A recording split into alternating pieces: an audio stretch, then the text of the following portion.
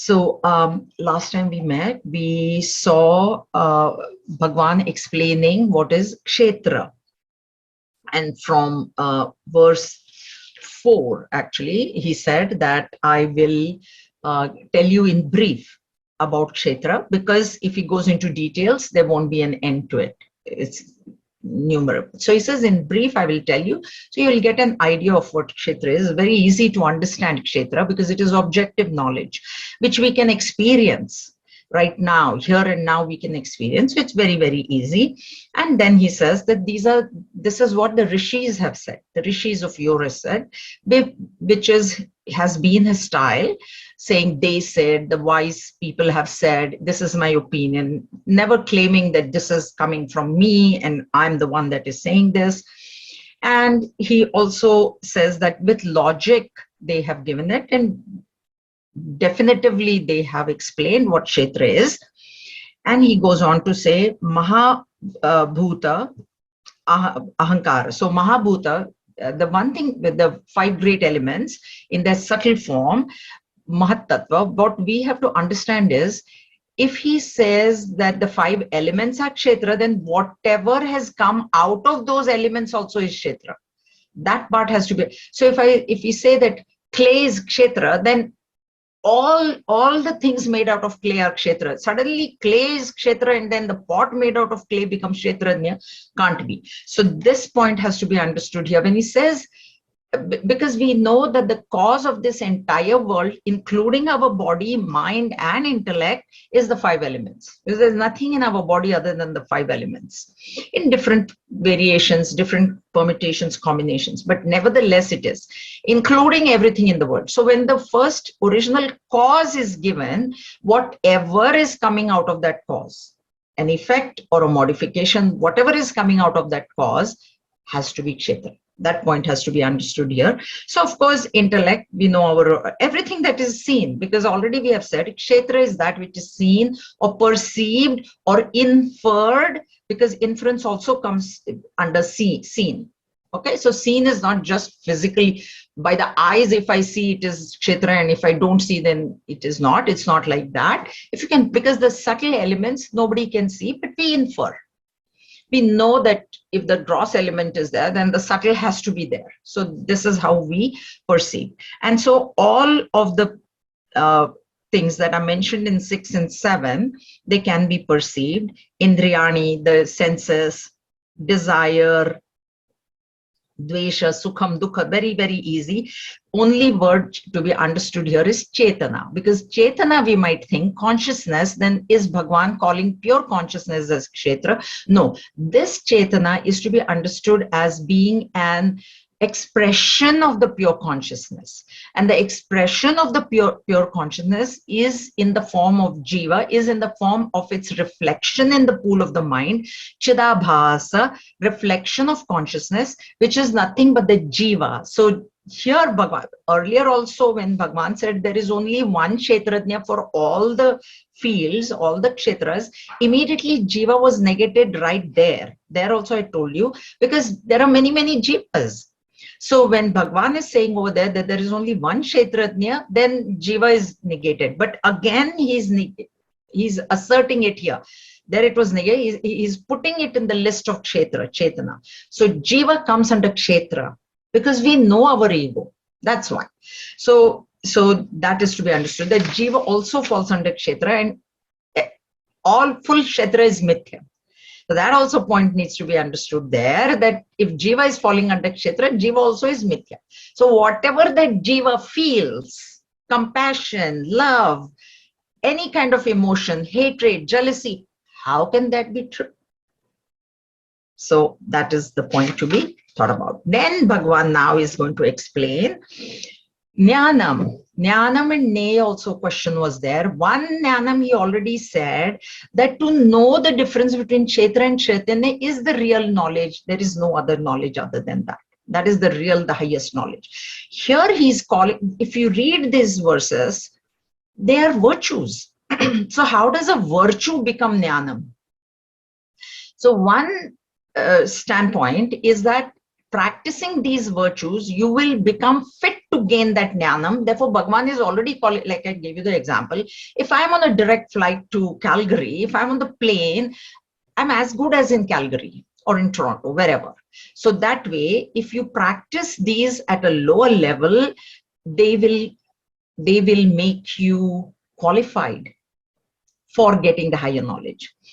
If you understand them from a higher level, it is actually jnana. It is actually tattva jnana. So I will explain both levels.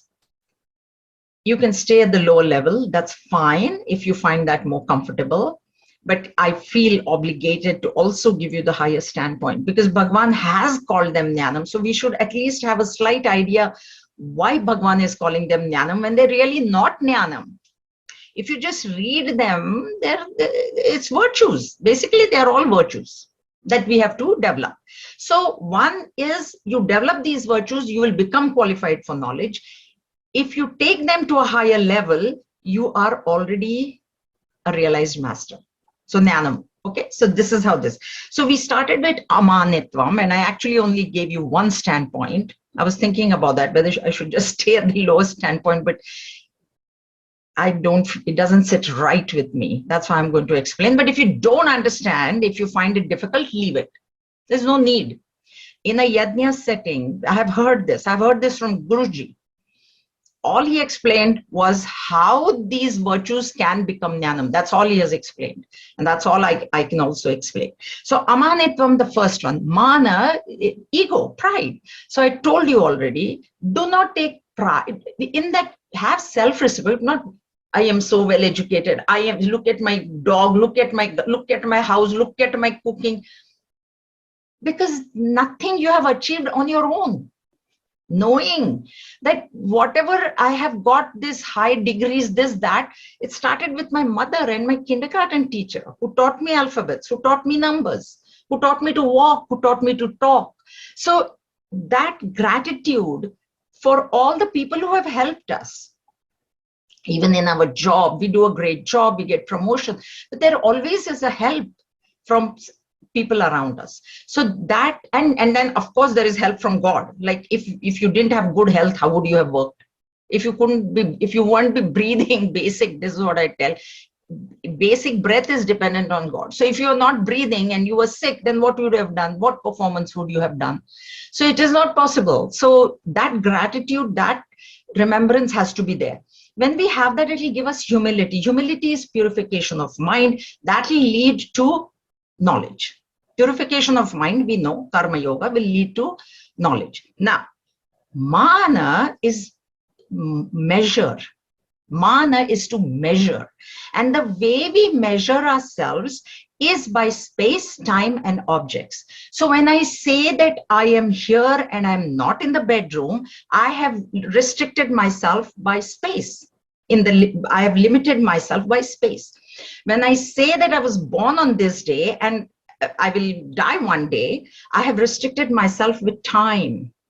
Because this is my birth date, this is my death date, so time. And when I say I weigh so much, I have restricted myself by objects. So space, time, object limitation, when I accept, I have mana. And so to become amana or amani is to reject these limitations. When you reject these limitations, you are pure consciousness. That's it. Jnanam. That's why it becomes jnanam. So reject these limitations. Consider yourself to be the pure consciousness. You're infinite. Why would you say you're only 5'4"? You are everywhere in the universe. Why would you say I'm only in this room and not even in the bedroom? Why would you say that? There is no weight. Even Jiva doesn't have weight. And weight is false. You go on the moon, there is no weight. You're weightless. So where is the truth in that weight? That I'm saying, oh, I weigh so much. So if you can do that, that is the highest standpoint. At a lower standpoint, try not to be too egotistical about whatever the things you have. Okay? That's amanitvam. That's how it becomes jnana. Adhambitvam, damba, hypocrisy, damba, pretentiousness, pretending to be something which you are not. Actually, right now, we are very dambik.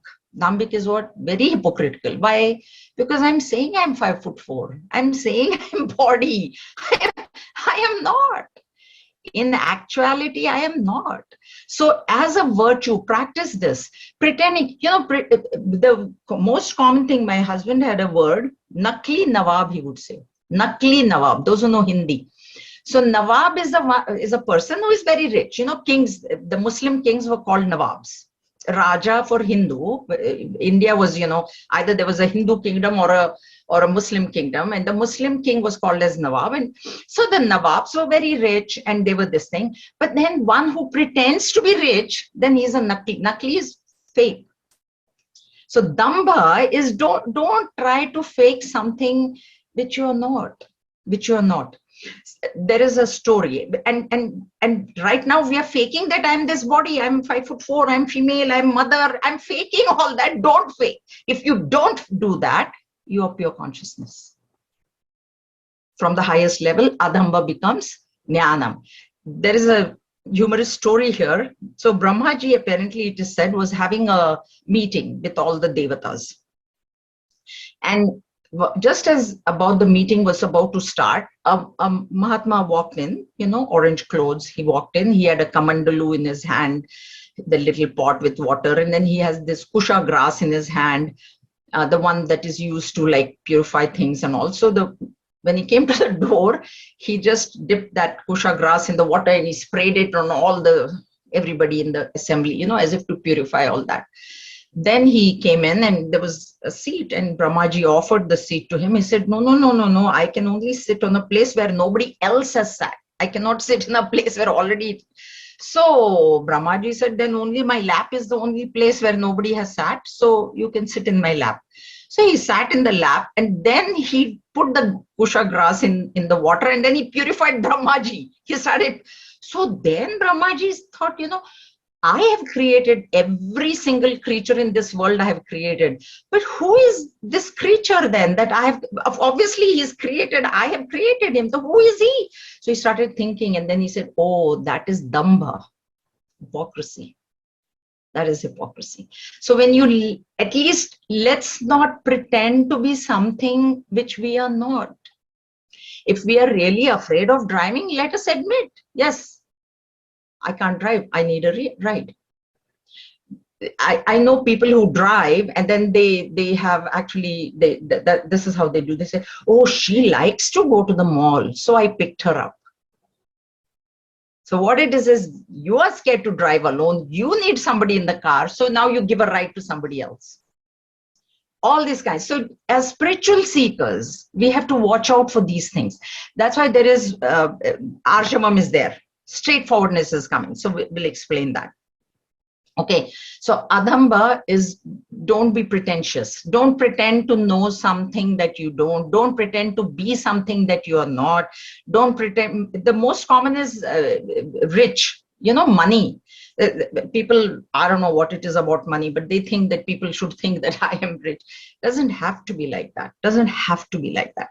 And the greatest pretentiousness we are doing is that we are saying I'm this body, this bag of garbage, like Gurudev in Vivek Churamani, Bhagwan Shankaracharya said, it's a bag of garbage. We claim it to be myself. Now what to tell?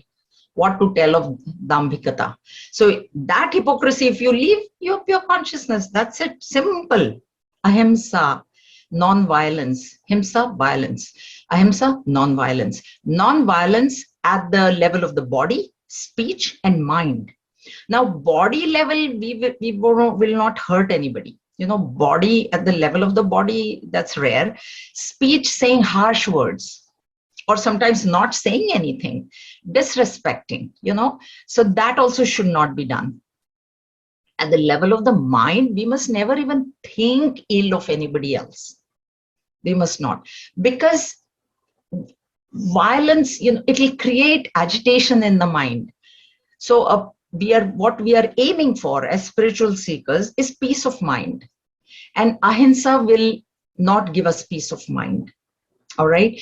Ahimsa has to be understood. The standpoint of ahimsa has to be understood, because from the Dharma Shastra point of view, ahimsa, this doesn't. And what I mean by Dharma Shastra is, if you're a Kshatriya, this is laid by the Vedas, given out by Brahmaji. If you're a Kshatriya, you're going to kill animals and eat. And this ahimsa doesn't mean that you must not, because if the modern day example which I thought of was the Eskimo. See, the Eskimos are living on the North Pole. Now you tell them you can't kill the fish, and ahimsa you have to follow. What will he eat? What will he eat? So ahimsa should be understood correctly. This is the mistake that a long time back somebody had asked me, that Sri Rama, they said, was killing animals or something like that, they had said. But being like Arjun has been asked to kill now. So there you cannot say ahimsa, or a surgeon, I cannot cut the patient, ahimsa, that is balance. That doesn't work. That is not what is meant here. Okay, so understand ahimsa correctly at the physical level, at the level of the speech, and most importantly at the level of the mind, not to even think about hurting anybody. Kshanti, forgiveness. Forgiveness, the highest form of forgiveness, is to not even consider that other person has done something wrong. So there's no question of forgiving only. You didn't do any. The most common example that is given is of Sri Eknath Maharaj. Eknath Maharaj is an Advaitic master from Maharashtra. He was very rich, actually. I mean, inherited, but he was a realized master. So now realized masters always have enemies. So he also had enemies. And every day his routine was to go into the river Narmada and take a bath. That time people used to go to the river and take a bath. Narmada is the one, like the Ganges of Maharashtra is Narmada. It's considered as very holy river, Narmada. You would have heard the name. So his routine was there. So his enemies, they hired a man, what we can say hitman, not to kill him. They said, you just stand on the banks of the river, and when he takes a bath and comes out, all you have to do is spit on him. That's it. You just spit on him. So the man was paid man. So he said, fine. So he stood there, and Eknath Maharaj came, he spat on him. So Eknath Maharaj didn't say anything, turned around, went back, took a bath, came out again, 108 times. This man spat, and a time came when there was no more saliva in his mouth. His mouth went dry, and Eknath Maharaj had not said a word to him. He fell at his feet. He realized that this is a really great master.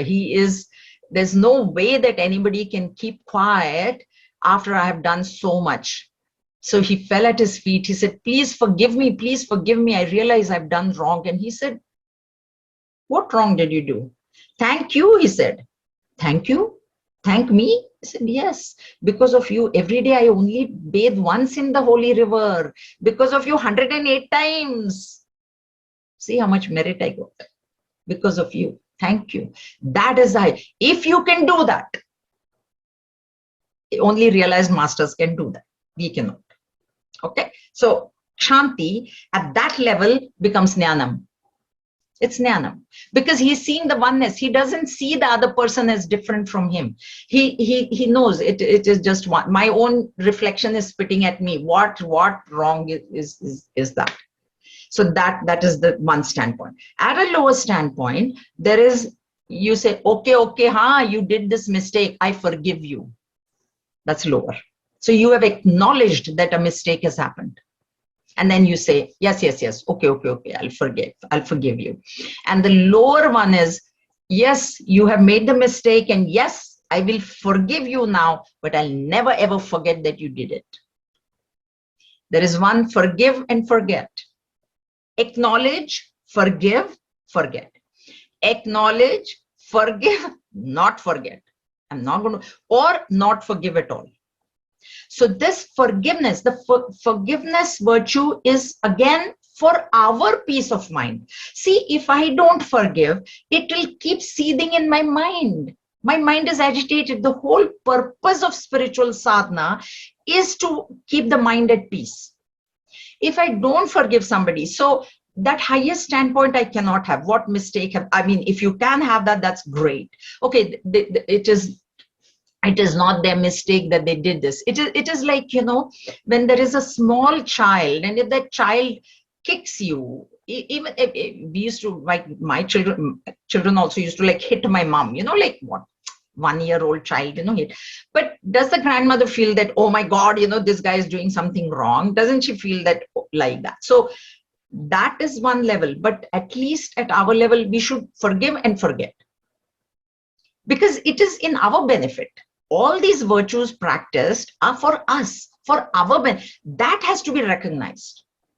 When we recognize that this is for my benefit, it's like, the doctor telling us, okay, you've got diabetes, stop eating sweets, or you've got blood pressure, decrease your weight. We have to, unless I realize that it is for my benefit, I will not do it. I will not do it. So all these virtues recognize the benefit to us. That's why Vedanta is self-analysis. How am I getting spiritually evolved, emancipated? Do it. And all these are meant for that. They're not meant for showing people or for anybody else or judging. Oh, they were too much pride. Huh? They never forget. It is not meant for looking at other people. It is meant for our own self. So understand the benefit of this. That's why forgiveness, ahimsa, all these will give you peace of mind.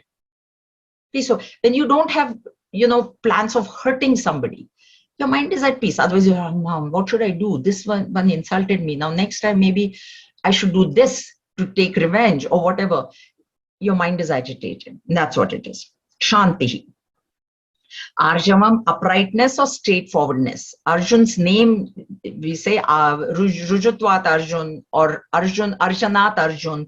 So he was very straightforward, guileless, no hidden motives.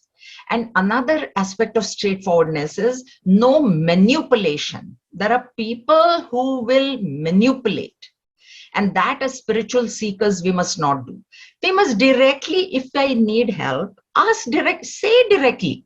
This is where I need help, will you give it? And when we ask directly, if the answer comes no, we must not get upset. That is the insignia of a spiritual seeker. There is no shame in asking for help if you need it. Okay? All of us need help at some point or other in our life. At some, we need physical help. Sometimes we might need mental, we need to talk to somebody. All kinds of help is there. Sometimes we need somebody's time, we need company, we need a ride, we need money, even maybe we might need. It's okay. There's no shame in, we shouldn't feel, but you shouldn't go on manipulating somebody else. As spiritual seekers, we shouldn't. I know people around me, they'll whine until, like, oh my God, okay, fine, Don't do that. Don't do that. So be straightforward in life. Okay, so that's what it is. Acharya upasanam, very important. Acharya upasanam. So acharya word, there are two words here. There is acharya and there is upasana. Let's deal with acharya first. Acharya word comes from the dhatu chi. Verbal root is chi, which is the same verbal root for the word sanchita karma. When we heard sanchita karma, there also the root was chi. And chi means to collect. So there we said sanchita, that is the karmas in subtle form, which we have collected over many, many births, and that is sanchita karma. Now, acharya, how does this verbal root chi apply to acharya is, acharya is a person who collects all his experiences from the past. He has collected all those experiences from the past and also from reading the scriptures, because acharya here now we are not talking of a teacher in the material sciences. Okay, because material sciences also there are lots of teachers. That is not what we're talking about. We're talking about Vedanta or scriptures or scriptural knowledge. So he has collected that, and then acharya also relates to achara, which is behavior. So that chi, that he has collected all those experiences from his teachers, from the books that he has read, from his studies. And okay, collection is one thing, but he also demonstrates it in his behavior. That's why Acharya word becomes extremely important, because the others, material sciences teachers, they might teach you, but are they following that? We don't know. See, because other teachers are doing it for money. Basically, it's a money profession, right? Anything, any job. So other teachers are different, but Acharya, when we say, and when he's scriptures, teacher of scriptures, he's not doing it for money, he or she. There is no money involved. Okay, so this Acharya then becomes one who has got the knowledge, as well as he's demonstrating it in his behavior. And upa asana, the word meaning remains upa, near, asana, sitting. So sitting near the guru. Now, in the previous days, we know that even now in Sandipani, that's what the whole thing is, that the students go, it's not a Zoom class. Guruji could have done Zoom, isn't it? Sandeep, the whole 2-year course can be done on Zoom now. Is Guruji doing that? Guruji will never do a Zoom class. Why? This upasana, extremely important. You have to be near the, see, in a Zoom class, can the student watch what the teacher is doing? So behavior, the behavior of that teacher has to be seen by the student. That's why 2-year course, residential course is there. It's not a Zoom course, which can be done webinar. We are doing webinars also, but then that is not the serious matter. Previously, students used to go to Gurukul at age 8. That what Upanayanam would happen, and then go to Gurukul. Why? So that they see the teacher. So one aspect is the being physically near the teacher, so that they can see his acharya. How is he behaving? How dispassionate is he? That is one thing that I had noticed about my acharya, was so dispassionate. Holy smokes. That's the thing that I got from him. Swami Advaitananda, like extreme dispassion he had.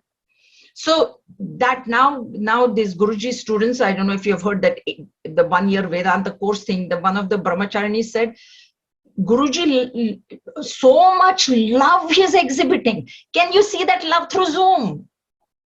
Can you see that? You can't. You can't. That's why scriptural teaching, and she said, what we have learned is love. From Guruji, what we are learning is that unconditional love that he gives. Now that you can only feel when you're in the presence of the Guru now. So that is one aspect of it. But the more important aspect of it is your mind sitting near the mind of the Acharya. Your mind being near the mind means what? Means what? Mind, you cannot take your mind out of your brain and put it there. No. Whatever he is thinking, your mind also is attuned to that thinking. That attunement, the tuning of the mind of the disciple to the Guru is extremely important. When that is running in the same lines, what the Acharya is thinking, what the Acharya is doing, the disciple must learn to imitate. That's why Gurudev, discipline. Look at our Swamijis. Look how much discipline. Why Gurudev was so disciplined. I mean, I know he, meditation he used to take. It's 6 in the morning, 6 to 6:30, and the minute he entered, he would enter at 6 sharp. Everybody had to be in the class before that. We were not following that. It's okay. And then there was the door would close. And once the door to the room closed, then it was do not enter. So the door was open until 6. People had to walk in, and one day what happened at one of the camps, the door was closed. Gurudev had started his guided meditation, and one person walked in. He opened the door and he walked in. And you know what happened? Gurudev walked out. Just he stood up, he walked out. He said, if you can't, that is what is meant by attunement. When you say, even at Sandipani, we were there present in class, and then first 20 minutes we had to do chanting also in the first class, 8 o'clock class, 7:30, we would start chanting. Then one by one, these brahmacharis would walk in, but all the senior students were always there, right? And Acharya always walked. Even I was looking at that, the crown, they said the queen always comes last for a function, public function. Everybody is there present and the queen arrives last. That is the Acharya. Acharya will arrive last, should arrive last. Students should be there before. That is the attunement. This Acharya Upasanam, that's why it's extremely important. And Acharya Upasanam, the other thing is, he already is exhibiting all the virtues in the first line. He's amanitvam, he is adambhitvam, ahimsa, forgiveness. Forgiveness to Swami, our brahmachari, some of the brahmacharis were like so, not in every batch it is there. I'm not saying only my batch. Swami Mitrananda to Swami Purushottananda was ready to throw him out of the course. He was that, this thing. And then he didn't get thrown out because he was a direct recruit from Gurudev, because his mother had, when he was born, Swami Mitrananda, who is now the CHIC president, All India CHIC president, when he was born, his mother put the baby in Gurudev's lap.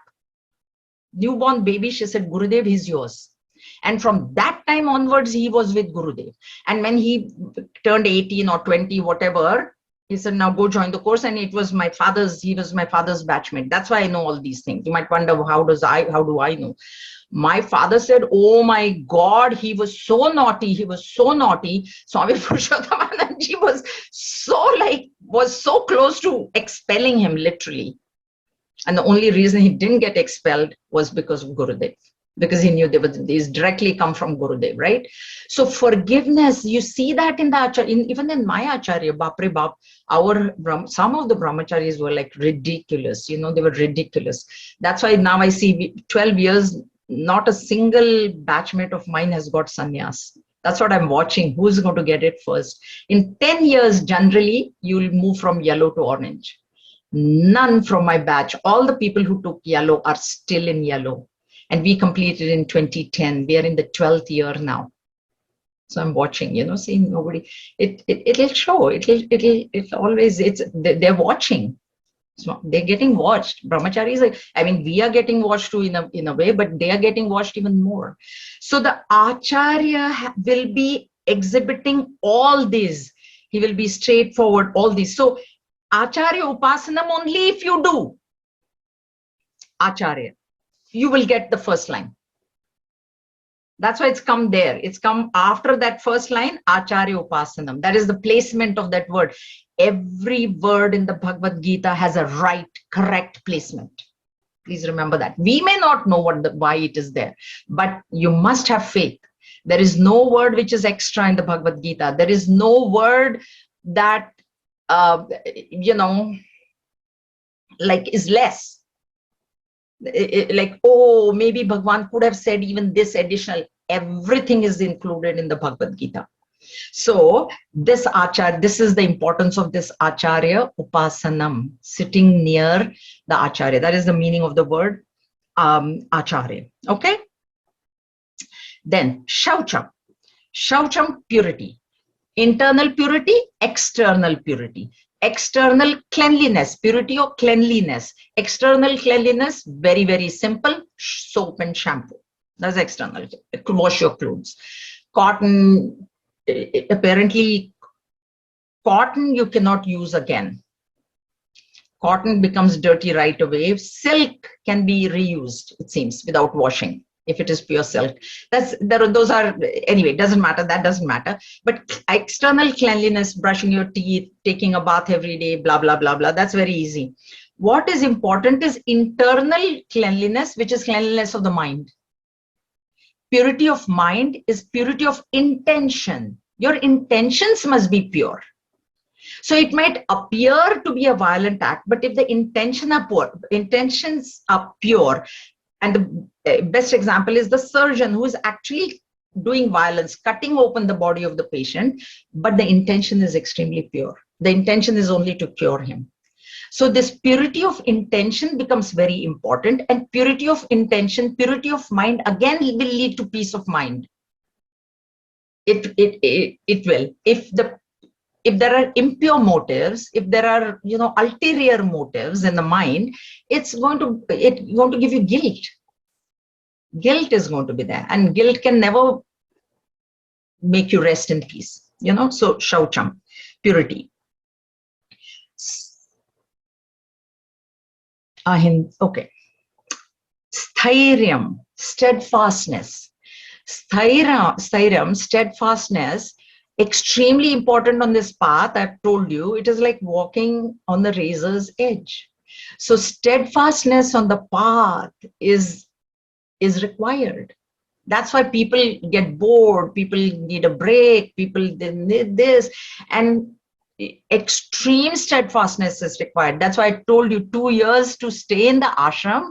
Great. So many people dropped out. In the first 8 days only, one husband and wife joined. That was real funny. And they went to do pranams to Guruji first day. The wife told me, wife continued. She continued for 2 years. So both of them went, and he asked, so what kind of schedule is there? So Guruji said, 6 o'clock morning chanting. He said, I'm leaving. That's it. So no way, he said, 6 o'clock. That means I have to get up at 5 o'clock and take shower. I'm leaving. He said, he went. Like, and she stayed. She said, no, I'm going to stay. And he would come and visit his wife and, blah, blah, blah, blah, because he stayed in India only. He didn't come. They were from California. Then they left and went. That's okay. That's different.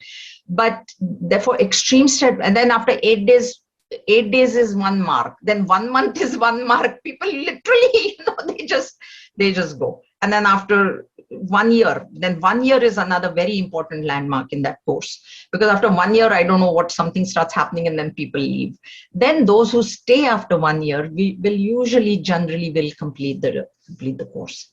So steadfastness on the path, steadfastness on any path, even in the material world, when you are, trying for a job, trying for promotion, you have to be steady on that path. Now you keep on wavering here, there, then you will never. It's like Gurudev has given the example of if you're digging for water, today you dig here, some few feet, 6 feet, 7 feet, then you go there, then you start digging there, then you start digging there, then you will never reach the water. You have to be steadfast. You have to remain at that one place. This example was being given because people keep changing gurus. They say, guru, this guru. And I recently had a call, and then she wanted to make Swami Tejomanji her guru. And I thought, excuse me, but I thought you told me you already have a guru. She had told me that before. She says, no, but now I've realized he's no good. Literally, she said, I've realized he's no good. And now I said, you know what? And she wanted my permission. She had written translated some commentary, Bhagavad Gita commentary into some language, foreign language. And she said, can you permit me to put Guruji's name as my guru in the introduction? That's when I said to her, but I thought you told me you have a guru. Why are you not putting his name? No, I've realized he's no good. I said, okay, then is it a commentary by our Gurudev that you have translated? No. It is some other master's commentary of Bhagavad Gita that I've translated. I said, then you should put his name as guru because you translated his. She said, but nobody knows him. See, ulterior motives. Nobody knows him. And now I'm watching Swami Tejomanji's. This happened after COVID because Swamiji was doing, Guruji was doing YouTube videos.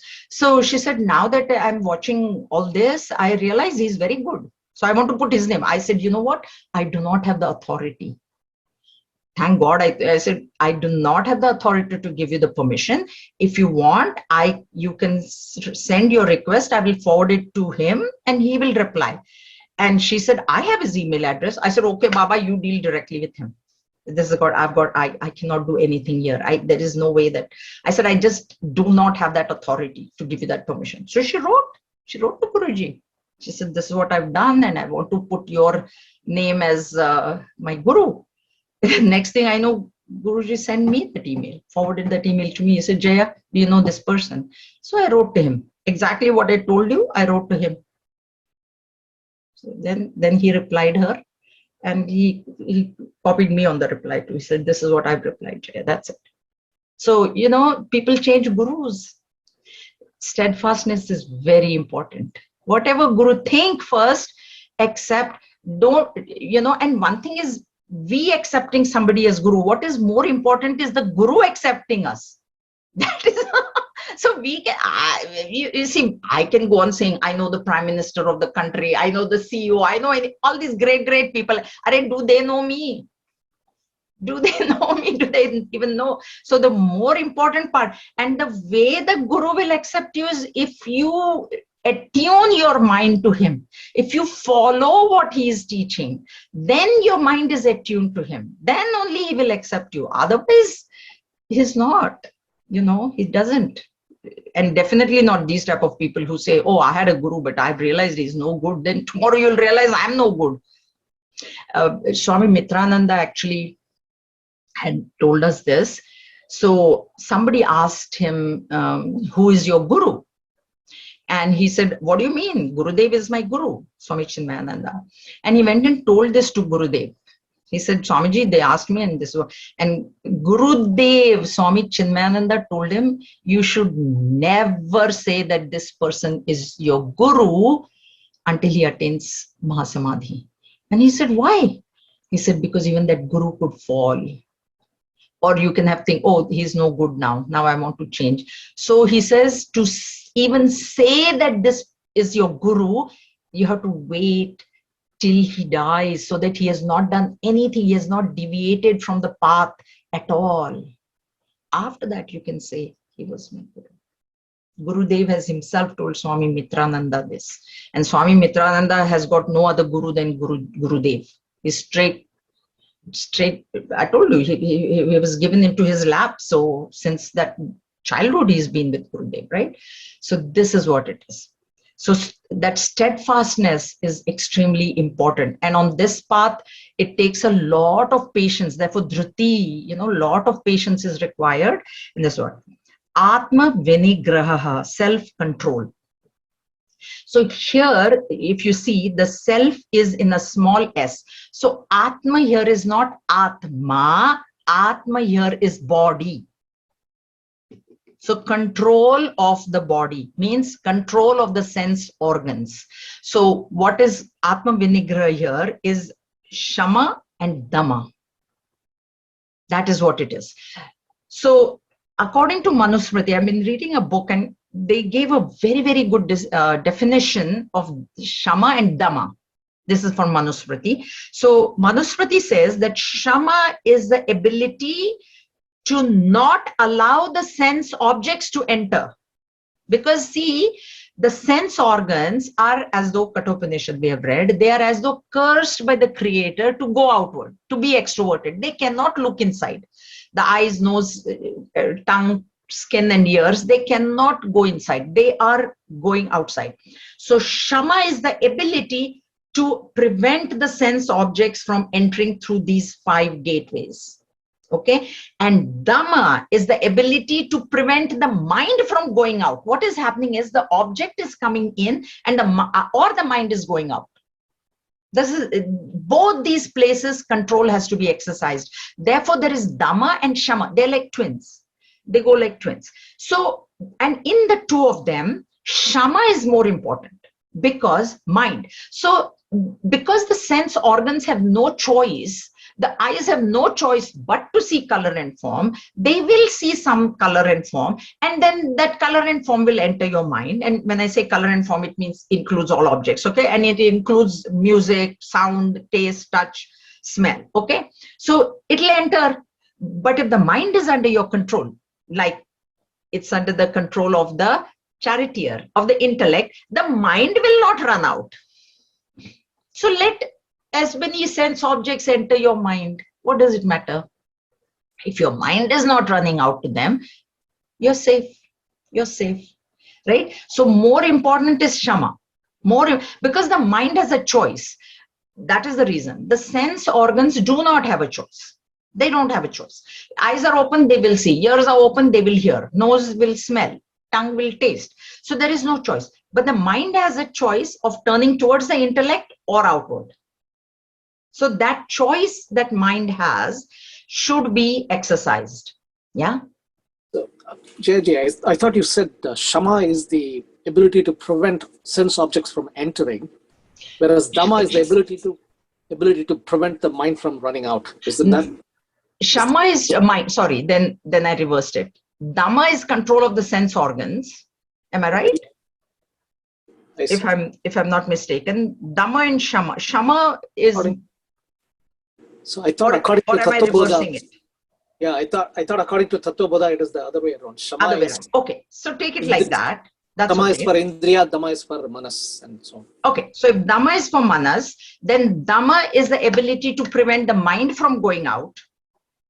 Okay, and Shama then is the ability of the to prevent the sense or objects from coming in, because that is what is happening.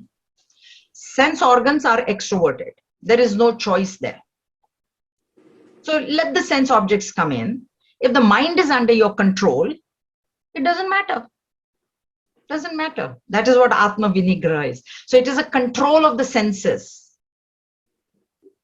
And this Atma Vinigraha, if this Kshanti and Arjamam, all these ones, they will feed off of each other, all the virtues.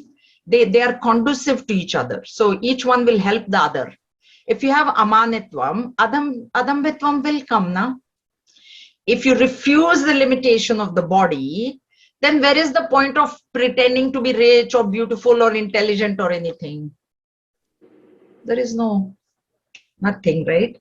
Then ahimsa, there is no hurt is coming because you're thinking you're the body. You're thinking you're the mind. That's why somebody hurt you. So you want to hurt them back. Ahimsa will come.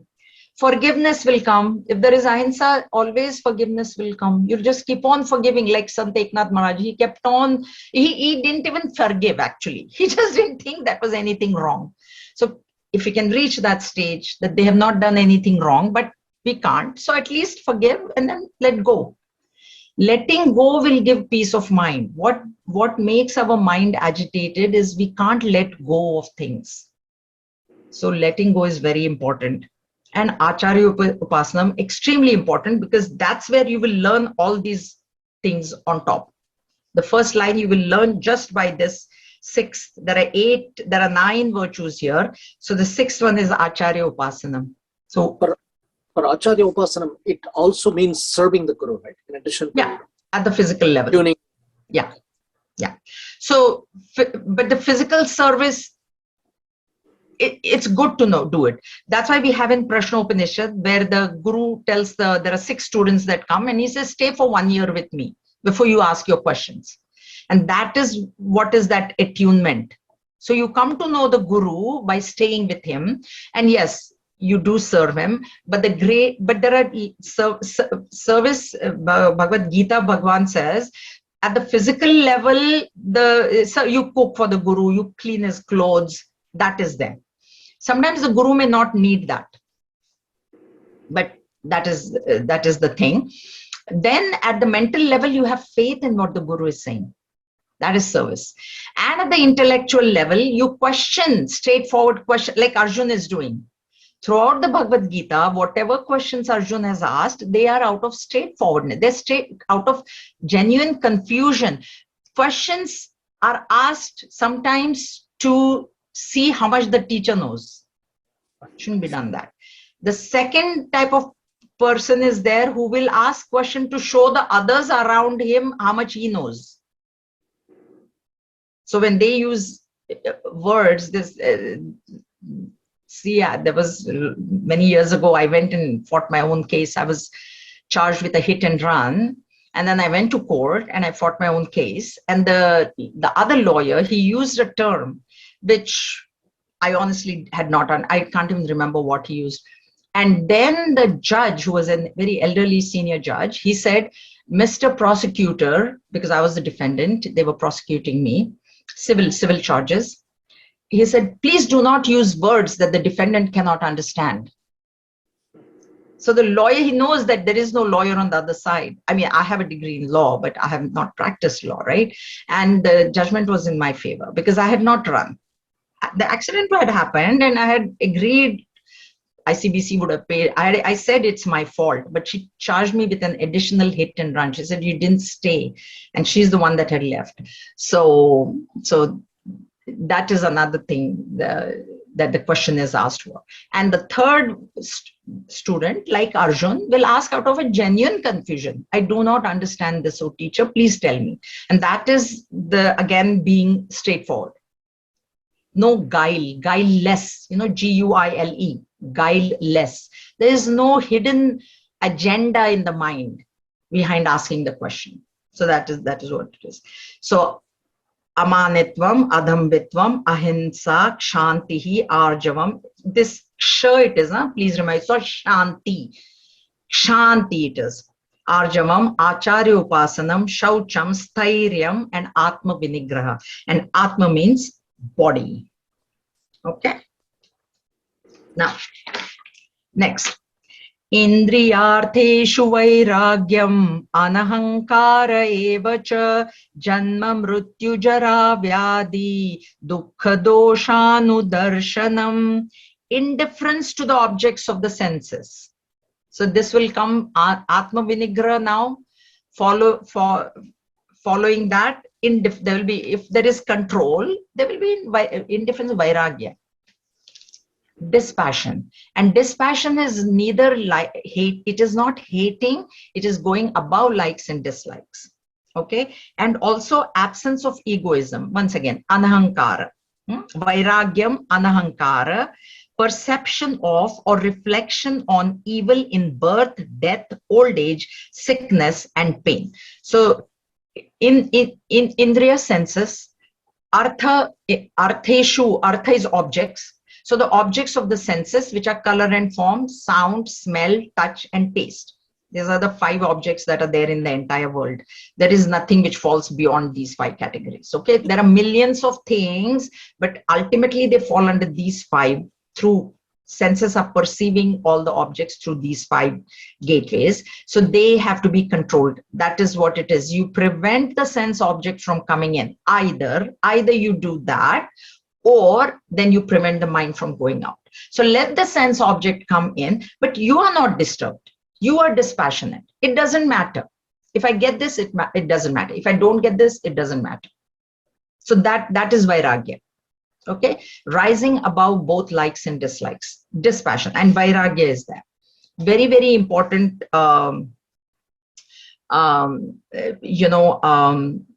quality for a spiritual seeker, because viveka, vairagya was second. So vairagya is extremely important. There has to be dispassion towards the sense objects. That is one type of dispassion towards the world. There is also have to be dispassion towards your own body, and there has to be dispassion towards your thought. That is subtle. So when a thought arises, if you are dispassionate, you will not run with that thought. That is what is happening. That's what we are told. Let not the BMI run with the BMW. You see a BMW and then you say, my husband never gave me, he only gave me a Toyota. Now the mind is running after that. So that dispassionate mind will not let you run. So that means it will be quiet. The mind will be quiet. So dispassion, and the absolutely no likes and dislikes is the highest dispassion. Highest. So if you have completely neutralized the likes and dislikes in the mind, then what is the mind? It is nothing but the substratum. So vairagya can lead you. Vairagya will lead you to jnanam. All these will lead you to jnanam only. Okay. Anahankara, lack of ego. Ego is identification with the body. Ego has many, many definitions. Ego is a bundle of memories. Ego is the aham karoti iti ahankara. So I do notion. So doership and enjoyership and identification with the body. So amanitvam and anahankara, they go together. So if you have amanitvam, if you do not measure yourself as the body, ego is being taken care of, because it is the ego that is telling you that you are this tall, you are this much, you are that much, you are this, that, etc., etc. Everything beyond I am, if you say anything beyond I am, it is a corrupt mind. Mind is corrupted. So only I am, if you stay, then you are totally egoless. And generally in normal parlance, ego is taken as pride. So what happens is when a person says, I'm intelligent, I'm beautiful, I am smart, I am whatever, then we think it is pride. Okay, we think it is ego.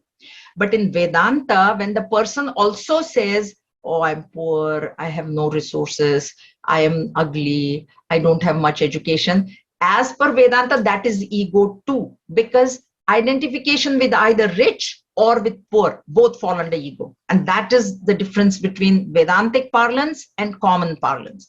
So a person who says that, you know what, that person is considered humble in the external world. But as per Vedanta, Vedanta is going to say, no, you are identified with your poverty, because poverty belongs to the body. So you're identified with your poverty. You're identified with your, how you look. I look so ugly, or all these things is ego. And ego is, anahankara is disassociation, disidentification from matter equipments. From kshetra, when you disidentify, what remains is only kshetrajna, jnanam, becoming jnanam. Evacha, and janma, birth, mrityu, jara, vyadhi. So janma, mrityu, death. Vyadhi, jara is old age. And vyadhi is of two kinds, adi and vyadhi. One is mental, one is physical. So there can be physical difficulties, but there can be mental difficulties as well. So dukkha, dosha, anu, darshanam. Now, darshanam, to see, anu, follow, and dukkha, dosha. So in these things, in birth, in death, in old age, and in disease, which can be both mental and physical, we have to see dosha, we have to see defects in all these, which we don't. Okay, so to see defect, the technical word to see a defect is pratipaksha bhavana. We have to do pratipaksha bhavana. See the negative in these. What happens is, see, in Samarth Ramdas, in his Manache Shlok that he has written, Verses to the Mind, and also in Das Bodh, he has actually described how much sorrow the fetus undergoes in the womb. It's amazing, his description. Oh my God, you read that, you will not want birth only at all, because forget. And it is said that in the womb, the fetus remembers all the sorrows of the previous births. It has memory, and it says, I don't want to take birth, I don't want to take birth. This is how it is described. But the push of the vasanas is there. So when the time comes, the vasanas, it seems, push him out of the womb. And that's why the doctor gives us a date. Do you think that the child comes exactly at that date? Very rarely. They will come when their vasanas are ready. The child will get pushed out. So then that's why we have premature babies. We have, more this thing. We have induced labor. We have all kinds of things, right? So this thing, we don't know. What happens is, even though the fetus remembers in the womb, when he comes out, Maya engulfs him and he forgets. And this is why Shukdev refused to come out for 18 months. 18 months, he said, no, daddy, if I come out, then I'm going to get engulfed in Maya. Then Bhagwan Vedvyas said, now your mother cannot bear you anymore. 18 months has happened, you have not come out. So I give you Vardhan, I give you a boon that Maya will not engulf you. When he said that, he came out. Now at 18 months, he was already walking. So it is said that the minute he came out of the womb, he just started walking only. He didn't stop there. He just went. Then Bhagwan Vedvyas started running after him. My baby, come back, come back. He went into the forest. Bhagwan also went into. Then it is said that the trees replied for Shukdev. Leave him. Let him go. Let him go. That's why it is said that Shukdev never stayed at one place. Apparently, the time required to milk one cow, only that much time he stayed at one place. And the maximum time that he stayed was for Parikshit, 7 days to tell Bhagavad Puran. That is it. In his whole life, he has not stayed for more than that much time. How much time it takes to milk one cow. That's it. That much time he stayed and then he moved on. And that is what we see look at Gurudev's itinerary. If you've seen, or see Guruji's constant moving. Every 8 days at a different place, different time zone, different house, different water, different food. That is why. Like now, because of this pandemic, they're not moving. Otherwise, all Swamijis are constantly on the go. Right? That is the idea. So this Janma, what is happening, we don't realize how painful, how sorrowful it is. We think it is all happiness. That is delusion. That is wrong thinking. Death, we think death is very, very sad, but actually death is nothing but birth waiting for us. Is the next birth. That is it. Death is not there only, actually, as from the highest standpoint, because the body is getting recycled. Even physics says that there's nothing which matter never gets destroyed. At the end of the matter, it converts into energy. So same thing with the body, and the soul is immortal. So who died? Only the form you don't see of that person. You don't see the form, but that person lives in your memory forever. If it's a dear, near and dear one, he'll live in your memory forever. Only the form you don't see. Actually, nothing has happened. There is no death. There is only birth. There is only, because that birth is there. Old age, we are like so scared. There are so many people who are telling me, Jaya, old age is so scary. Old age is so scary. You have to learn to gracefully age.